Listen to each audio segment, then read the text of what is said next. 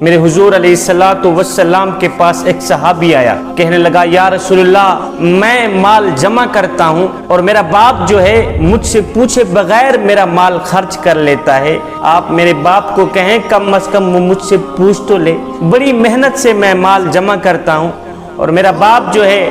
وہ مجھ سے پوچھے بغیر میرا مال خرچ کر لیتا ہے، مجھ سے پوچھتا تک نہیں ہے۔ آپ میرے باپ کو فرمائیں کہ مال خرچ کرنے سے پہلے بیٹے سے پوچھ تو لیا کرے۔ میرے حضور علیہ الصلوۃ والسلام نے فرمایا اس کے باپ کو میرے سامنے لایا جائے، اس کے باپ کو میرے ہاں حاضر کیا جائے۔ ادھر سے جب باپ کو پتہ چلا کہ میرے بیٹے نے حضور کے آگے میری شکایت کی ہے، شکایت کا سن کر باپ نے اپنے دل میں دکھ اور رنج کے کچھ شعر پڑھے، کچھ اشعار پڑھے۔ اس کے باپ کو حضور علیہ الصلوۃ والسلام کے پاس لایا گیا۔ جب یہ باپ حاضر ہوا تو ادھر سے حضرت جبریل امین بھی آ گئے، کہنے لگے یا رسول اللہ فرماتا ہے کہ اس کے باپ کو کہو مقدمے کا فیصلہ بعد میں کریں گے، پہلے وہ اشعار سناؤ جو تم نے دل میں پڑھے ہیں۔ یہ کہتے ہی حضرت جبریل امین واپس چلے گئے۔ جب یہ باپ حضور علیہ الصلوۃ والسلام کی خدمت میں حاضر ہوا تو میرے حضور علیہ الصلوۃ والسلام نے فرمایا میاں تیرے مقدمے کا فیصلہ بعد میں کریں گے،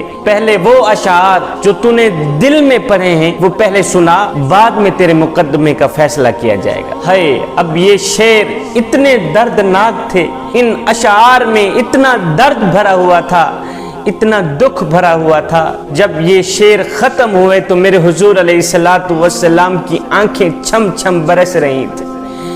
میرے حضور علیہ الصلوۃ والسلام رو رہے تھے، اتنا درد تھا ان اشعار میں۔ اب باپ نے وہ اشعار پڑھنا شروع کیے۔ ان شعروں کا، ان اشعار کا ترجمہ یہ تھا کہ اے میرے بچے، میرے بیٹے، میں نے تیرے لیے سب کچھ کیا، تیرے اوپر اپنا سب کچھ قربان کر دیا۔ جب تو گود میں تھا میں اس وقت بھی تیرے لیے پریشان تھا، جبکہ آج تو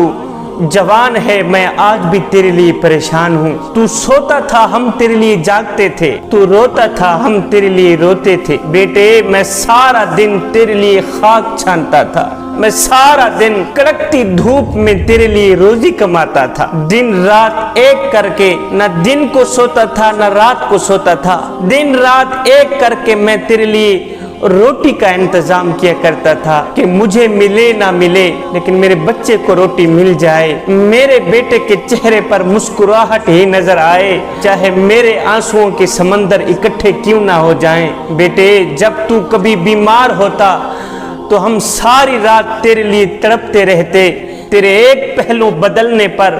ہم ہزاروں وسوسوں کا شکار ہوتے۔ بیٹے تیری بیماری ہماری کمر توڑ دیتی تھی، تیری بیماری ہمیں مار دیتی تھی، تیری تکلیف ہمیں تڑپا دیتی تھی، ہمیں یوں لگتا تھا کہ تو بیمار نہیں بلکہ ہم بیمار ہیں۔ میرے بیٹے تیری آہ پر ہماری آہ نکلتی تھی، تیری ہائے پر ہماری ہائے نکلتی تھی، ہمیں ہر پل، ہر وقت، ہر گھڑی، ہر لمحے یہی فکر رہتی تھی کہ کہیں ہمارے بیٹے کی جان نہ چلی جائے۔ اور میرے بیٹے ہم نے تجھے اس طرح پروان چڑھایا ہے، میں جوان تھا تو بچہ تھا،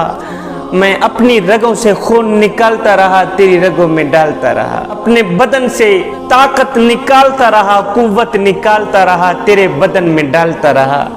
اپنے منہ سے نوالا نکال کر تیرے منہ میں ڈالتا رہا، خود بھوکا رہا تجھے کھلاتا رہا، اور میرے بیٹے خود پیاسا رہا تجھے پلاتا رہا، یہاں تک کہ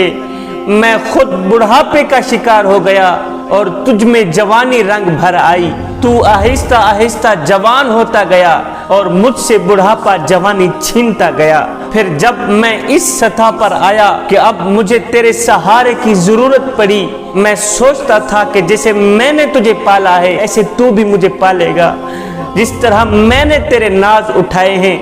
اسی طرح آج تو بھی میرے ناز اٹھائے گا، جس طرح میں نے اپنے ہاتھوں سے تیرے منہ میں لقمہ ڈالا ہے۔ آج میں بوڑھا ہو گیا تھا، میں سوچتا تھا اسی طرح تو بھی اپنے ہاتھوں سے میں کم بخت باپ کے منہ میں لقمہ ڈالے گا، لیکن ہائے بیٹے آج تیرا لہجہ بدل گیا، آج تیری زبان بدل گئی، آج تیری آواز بدل گئی، تیری آنکھ بدل گئی، آج تیرے لہجے بدل گئے، تیرے تیور بدل گئے، آج تو مجھے یوں سمجھنے لگا جیسے میں تیرا نوکر ہوں، آج تو مجھ سے یوں بولنے لگا جیسے میں تیرا زر خریدا غلام ہوں۔ بیٹے یہ تو بھول گیا کہ میں نے تجھے کس طرح پالا ہے، میں نے کس طرح تیرے ناز اٹھائے ہیں، تیرے لیے ہم پوری رات جاگے، پوری رات تڑپے، اپنے سکون کو تیرے سکون کے اوپر قربان کر دیا، اپنی نیند کو تیری نیند پہ قربان کر دیا، اپنے چین کو تیرے آرام و سکون پہ قربان کر دیا، لیکن آج تو ہمیں زر خریدا غلام سمجھ بیٹھا ہے، آج تو ہمیں اپنا نوکر سمجھ بیٹھا ہے، آج تو میرے ساتھ وہ کر رہا ہے جو کہ اتنا کچھ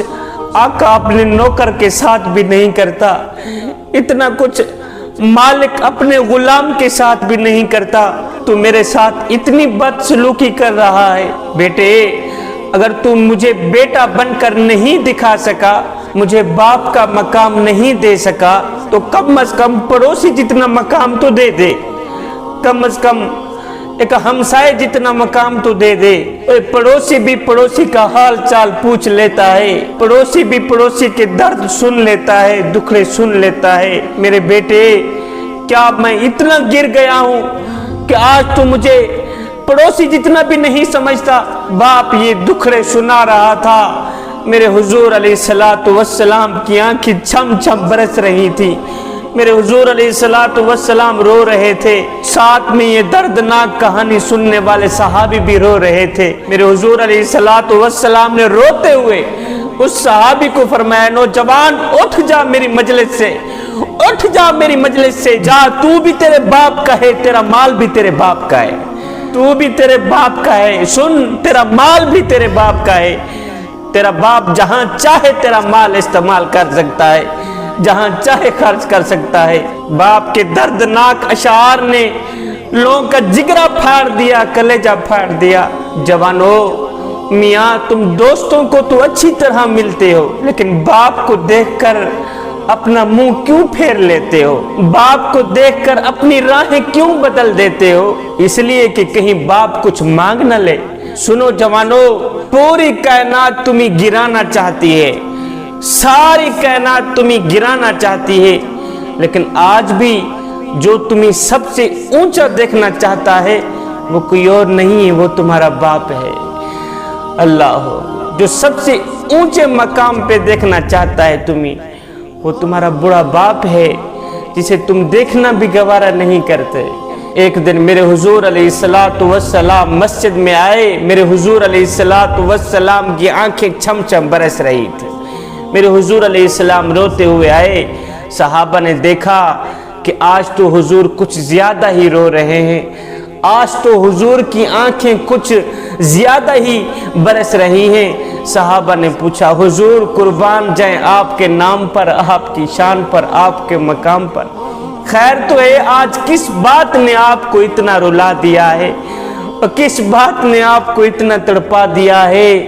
کہ آج آنکھیں خون کے آنسو بہا رہی ہیں؟ یہ سن کر میرے حضور علیہ السلام نے فرمایا، صحابہ آج مجھے میری ماں کی یاد آئی ہے، آج محمد کو ماں یاد آ گئی۔ کہا، او صحابہ کاش میری ماں زندہ ہوتی، کاش میری ماں زندہ ہوتی، میں نماز میں اللہ کے حضور کھڑا ہوتا، میری ماں مجھے آواز دیتی ہو، بیٹے محمد، میں نماز چھوڑ کر دوڑ کر ماں کے پاس چلا جاتا